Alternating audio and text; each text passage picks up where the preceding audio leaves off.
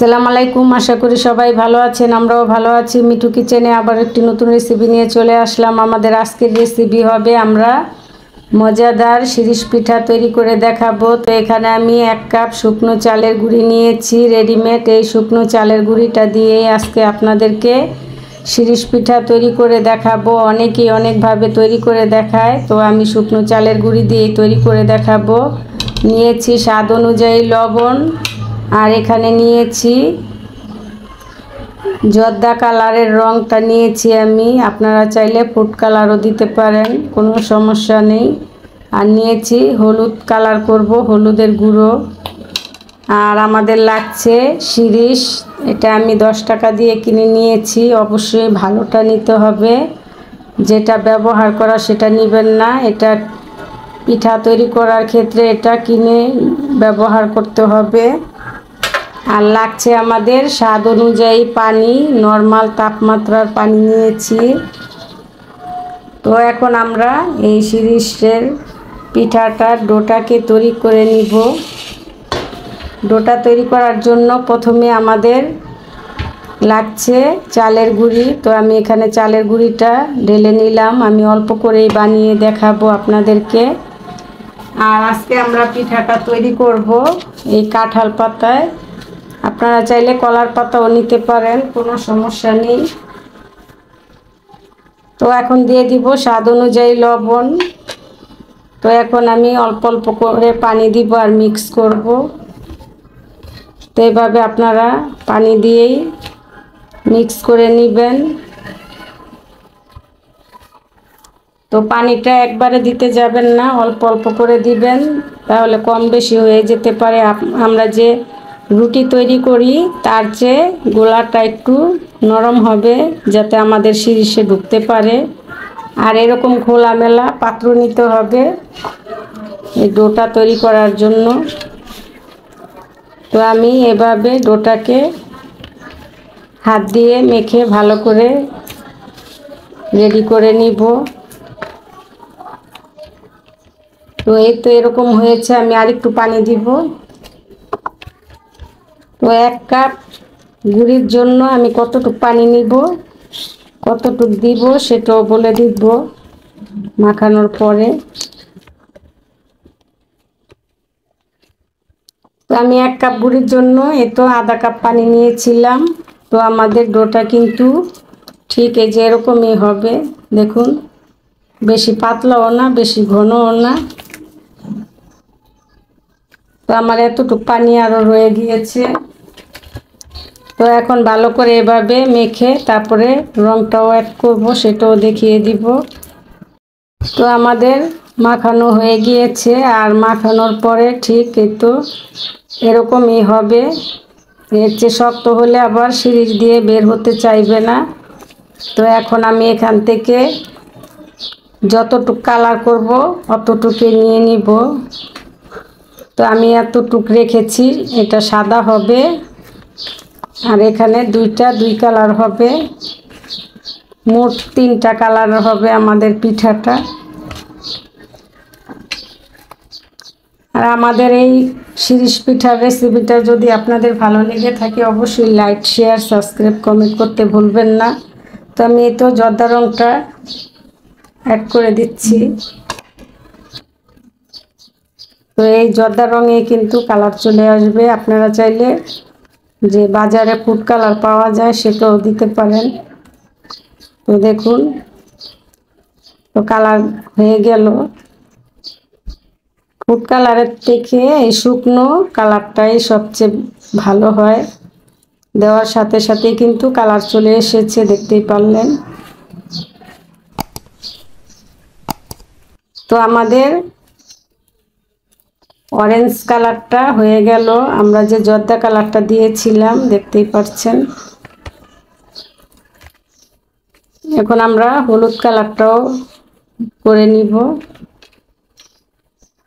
তো আমার হলুদ কালার করতে তো আমি কতটুকু পরিমাণ হলুদ দিচ্ছি দেখুন, বেশি হলুদ লাগবে না, যতটুকু নিয়েছি তার চেয়ে কম লেগেছে। তো জর্দাটাও কম লেগেছে, কারণ এটা অল্প পরিমাণ দিলেই হলুদ হয়ে যায়। তো এই তো আমাদের হলুদ কালারটাকেও আমরা এভাবে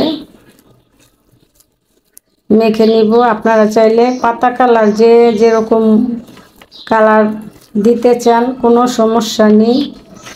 তো হলুদ কালার হয়ে গেল, আর এটা সাদা, তো 3 কালার আমাদের হয়ে যাবে। তো আমাদের ডোটার তৈরি করা হয়ে গেল। এখন আমি পিঠাগুলোও কিভাবে তৈরি করব সেটাও দেখিয়ে দিব। তো এখন আমি হাতটা ধুয়ে নিব। হাতটা ধুয়ে তারপরে সুন্দর করে পিঠাগুলো তৈরি করব। তৈরি করার জন্য আমি এখন একটি ছেনি নিয়েছি, বড় দেখে ছেনিটা নেবেন। তো এখন এখানে আমি কিছুটা পাতা বসিয়ে দিব, কাঁঠাল পাতা। পাতার উপরে এই পিঠাটা তৈরি করে নিব। আপনারা চাইলে কলা পাতাও নিতে পারেন, কোনো সমস্যা নেই, যার যেরকম পছন্দ। কলা পাতাও পিঠা ভালো ওঠে।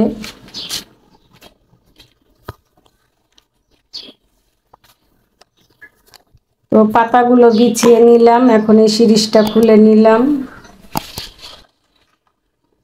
শিরিষটা খুলে তারপরে দেখুন আমি কিভাবে ভরবো। তো এই শিরিষটা দিয়ে আমি প্রথমে এভাবে ভরে নিব। তো এভাবে কিন্তু হাত দিয়ে জাতা দিলেই কিন্তু এই যে ঢুকে যাচ্ছে, দেখতেই পাচ্ছেন। তো আমি প্রথমে হলুদ কালারটাই নিলাম, নিয়ে তারপরে একটু এভাবে এভাবে একটু হালকাভাবে প্রথমে ফেলে দিতে হবে। তারপরে এখন আমরা একটু দেখুন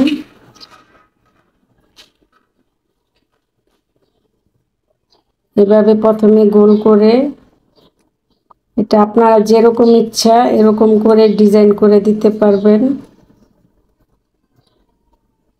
এটা খুব সহজেই কিন্তু তৈরি করে নেওয়া যায়। তো আমাদের একটি পিঠা কিন্তু হয়ে গিয়েছে।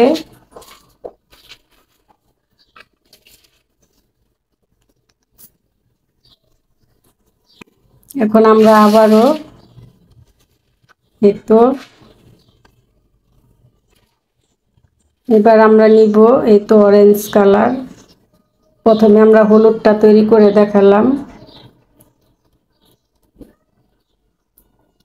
এই পিঠাটা আপনাদের বিয়ে শাদী কিংবা ঈদ আয়োজনে, অতিথি আপ্যায়নে কিন্তু সামনে দেওয়ার মতো একটি পিঠা।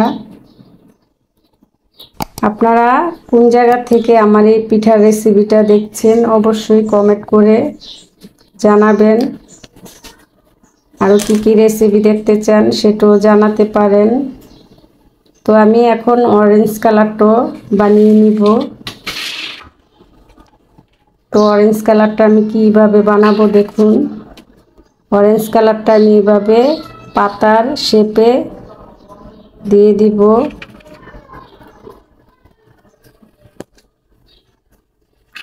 পাতার শেপে দিয়ে তারপরে পাতার মতনই করে নিব। তো এইভাবে পাতার মতো করে নিলাম।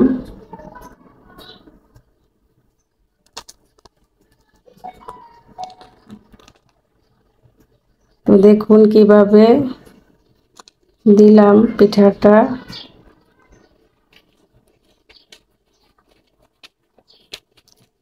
এটা কিন্তু একটা পাতা মতনই পুরোটা পিঠাটা হবে।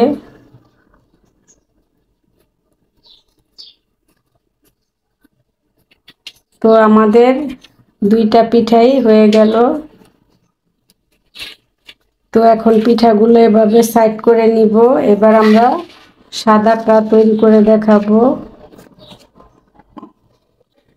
সাদাটার ভিতরে আমি যেভাবে ভরে নিব।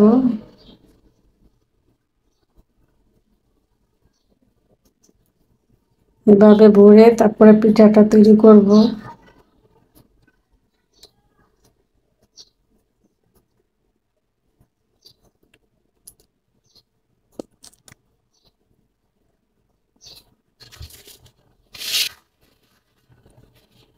আমি এখন আরেকটি পাতা নিলাম, নিয়ে এটা গোল শেপে করব।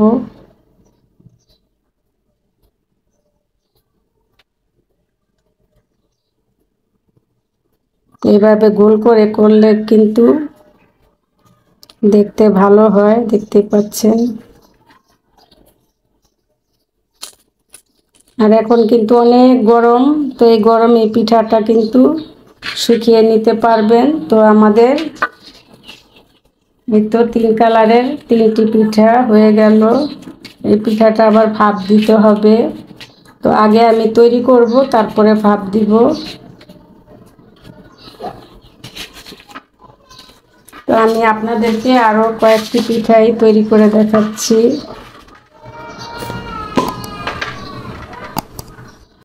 একটি পিঠা তৈরি করে দেখাবো। তো এটা প্রথমে আমি এভাবে লম্বা আকারে তো দিয়ে দিব। এভাবে এটা কাঁঠাল পাতায় তৈরি করে নিব। পরে দেখতে পাচ্ছেন এই তো এভাবে এই সিঁড়ি দিয়ে আপনারা যেরকম খুশি তেমন করে কিন্তু ডিজাইন করা যায়। তো দেখতে পাচ্ছেন আমি কিন্তু পাতার আকারেই এঁকে নিলাম।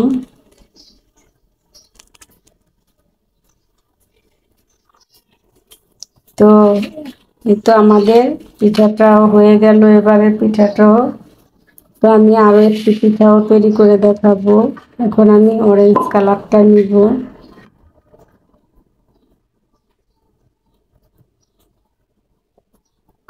অরেঞ্জ কালারটা দিয়েও একটা পিঠা তৈরি করে দেখাচ্ছি।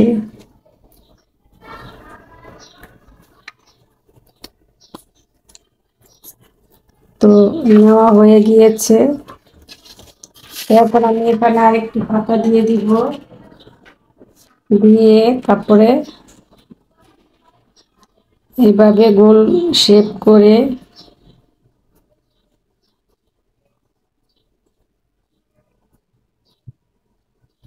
তো এভাবে দেখতে পাচ্ছেন আমি পিঠাটা তৈরি করে নিচ্ছি। তো একে একে আপনাদেরকে আমি 5টি পিঠা তৈরি করে দেখালাম, কিভাবে গোলাটা করলাম সেটাও দেখিয়ে দিলাম। তো দেখতেই পাচ্ছেন এখানে আমি একরকম তো এই 2 কালারের 2টি 3টি 4টি 5টি পিঠা তৈরি করে দেখিয়েছি। এখন আমি সবগুলোই পিঠা বানিয়ে নিব। আমাদের সবগুলো পিঠাই আমরা বানিয়ে নিয়েছি, দেখতেই পাচ্ছেন আমাদের কাঁঠাল পাতা দিয়ে শিরিষ পিঠা। তো আমার পিঠা 2 শ্রেণী হয়েছে, এই তো আরেক শ্রেণী। তো এখন এই পিঠাগুলোকে ভাপ দিয়ে নিতে হবে। তো চলুন আমরা চুলায় চলে যাই পিঠাটা ভাপ দেওয়ার জন্য। আর কিভাবে তৈরি করলাম সেটা তো দেখিয়ে দিলাম। সম্পূর্ণ পিঠাগুলো দেওয়া হয়ে গিয়েছে। আর পানিটা একটু এরকম একটু নিচে থাকবে, না হলে কিন্তু পানিটা উপরে পর্যন্তই বেশি পরিমাণ দিলে বলক এসে পিঠাগুলো নষ্ট হয়ে যাবে। তো এখানে একটু ঢাকনা দিয়ে ঢেকে দিলাম, সিদ্ধ হয়ে গেলে ফিরে আসবো। প্রায় 10 মিনিট পর এখন তো সেলিটা উঠিয়ে নিব, দেখবো পিঠাগুলো সিদ্ধ হয়েছে কিনা। তো দেখতেই পাচ্ছেন পিঠাটা কিন্তু সিদ্ধ হয়ে গিয়েছে। আর সিদ্ধ হলে কিন্তু এই পাতা থেকে প্রায় আলগা হয়ে যাবে। তো এখন আমরা পিঠাটাকে নামিয়ে নিব, নামিয়ে আপনাদেরকে তুলেও দেখাবো। আমাদের ভাপ দেওয়া পিঠাটা আমরা ছেনিতে তুলে নিয়েছি, দেখতেই পাচ্ছেন পিঠাটা কেমন হয়েছে। তো এখন এভাবে পিঠাটাকে আলতোভাবে এভাবে আস্তে আস্তে করে পিঠাটা তুলে নিব। আপনারা চাইলে পাতা সহ কিন্তু রোদ দিতে পারেন, আবার এভাবে উঠিয়েও নিতে পারেন। তো দেখুন, তো এই তো উঠিয়ে নিলাম পিঠাটা। তো এখন আমি একটি প্লেটে তুলে নিব পিঠাটাকে। তো আমি আবারও আরেকটি পিঠা এভাবে তুলে নিচ্ছি। এভাবে অল্প অল্প করে সাইড দিয়ে, এই তো পিঠাটা যদি সিদ্ধ হয় তাহলে এরকম উঠে যাবে। তো দুটি পিঠা উঠিয়ে নিলাম।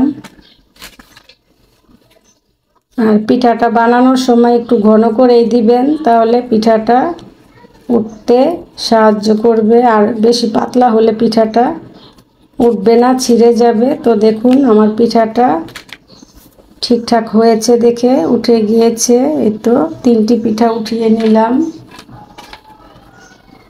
তো আমি আরও একটি উঠিয়ে দেখাচ্ছি। তো এভাবে সাইডগুলোকে সুন্দর করে খুলে নিতে হবে। তো এভাবে তো আমি আস্তে আস্তে পুরো পিঠাটা উঠিয়ে নিলাম। তো এখন এই পিঠাগুলোকে এভাবে সম্পূর্ণ তুলে নিয়ে তারপরে আমরা কিভাবে শুকাবো সেটাও দেখিয়ে দিব। এখন সবগুলো পিঠাই আমি এভাবে তুলে, আমাদের সম্পূর্ণ পিঠাগুলোই আমরা পাতা থেকে তুলে নিয়েছি। দেখতেই পাচ্ছেন আমাদের পিঠাগুলো কতটা পারফেক্ট হয়েছে, একটু ছিঁড়েও যায়নি। আর 1 কাপ চালের গুঁড়ি দিয়ে আমার 1 প্লেট পিঠা হয়েছে। তো এই পিঠাগুলো আমি এখন রোদে শুকিয়ে নিব। আর যেহেতু এখন গরম চলছে, তো ঘরে তাপমাত্রায় রাখলেই কিন্তু শুকিয়ে যাবে ফ্যানের বাতাসে। আর যাদের ছাদ নেই তারা ফ্যানের বাতাসে রেখেও শুকিয়ে নিতে পারেন এই শিরিষ পিঠাটা।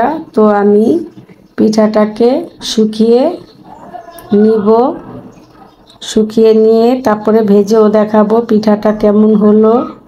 আমাদের শিরিষ পিঠাটা আমরা সম্পূর্ণই শুকিয়ে নিয়েছি। দেখতেই পাচ্ছেন পিঠাটা কিন্তু সম্পূর্ণ শুকিয়ে গিয়েছে। তো এখন আমরা পিঠাটাকে ভেজেও দেখাবো। আর শুকানোর পরে কিন্তু পিঠাটা এরকম চিমে যাবে, এটা ভাজলে আবার ছড়িয়ে যাবে। তো চলুন আমরা চুলায় চলে যাই পিঠাটা ভেজে দেখানোর জন্য। আর ঠিক এই তো মচমচে হবে, যেরকম টাস করে ভেঙে যায় এরকম হলেই বুঝবেন যে ভাজার জন্য রেডি পিঠাটা। তো চলুন আমরা এখন ভাজতে চলে যাই চুলায়। ভাজার জন্য চুলায় চলে আসলাম। চুলায় একটি কড়াই বসিয়ে দিয়েছি। আর অবশ্যই এরকম খোস কড়াই নিতে হবে।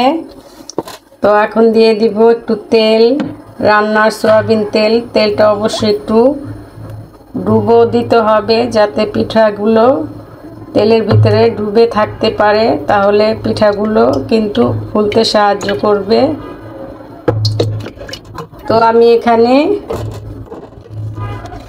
এই তো এই কড়াইয়ের অর্ধেক তেল দিয়েছি। এখন তেলটা গরম হলে পিঠাটা ছেড়ে দিব। আমাদের তেলটা গরম হয়ে গিয়েছে, এখন আমরা পিঠাগুলো ভেজে নিব। তো তেলের ভিতরে পিঠাটা ছেড়ে দিলাম। তো দেখতেই পাচ্ছেন পিঠাটা কিন্তু ফুলে উপরে ভেসে উঠেছে। তো আমি এখন এভাবে উল্টিয়েও দিব। তো এভাবে আপনারা পিঠাটাকে ভেজে নেবেন, আর বেশিক্ষণ রাখবেন না, তাহলে কিন্তু পুড়ে যাবে। তো এই তো পিঠাটা উঠিয়ে নিলাম। তো আমি আরও পিঠা ভেজে দেখাচ্ছি। তো এই তো আমি এখন একসাথে 2টা দিয়ে দিব। যদি পিঠাগুলো ভালো করে শুকানো হয় তাহলে তেলের ছাড়ার সাথে সাথে এভাবে ভেসে উঠবে আর ফুলে যাবে। তো দেখতেই পাচ্ছেন পিঠাগুলো কিন্তু ভেসে উপরে ফুলে উঠেছে, কালারও চলে এসেছে। তো এখন আমরা আবারও পিঠাগুলো উঠিয়ে নিব। আর এরকমভাবেই সবগুলো শিরিষ পিঠা আমি ভেজে তারপরে আপনাদেরকে দেখাবো। তো উঠিয়ে নিলাম। এভাবে সব কটা পিঠাই ভেজে চুলা থেকে নামিয়ে ভেজে আমি একটি প্লেটে তুলে নিয়েছি। এখন কিছুটা চিনি উপরে দিয়ে এভাবে দিয়ে দিব। এই পিঠা চিনি দিয়ে খায়, তো এভাবে চিনি দিয়ে খাবেন। আর কোত্থেকে ভিডিওটা দেখছেন অবশ্যই কমেন্ট করবেন। তো দেখুন কতটা মচমচে হয়েছে ভাজার পরেও। তো আমাদের এই শিরিষ পিঠার রেসিপিটা যদি ভালো লেগে থাকে অবশ্যই লাইক, শেয়ার, সাবস্ক্রাইব, কমেন্ট করতে ভুলবেন না পরবর্তী ভিডিও পাওয়ার জন্য। তো ভালো থাকবেন, সুস্থ থাকবেন, আমাদের চ্যানেলের পাশেই থাকবেন। আবারও চলে আসব নতুন কোনো রেসিপি নিয়ে। ততক্ষণ ভালো থাকবেন। আল্লাহ হাফেজ।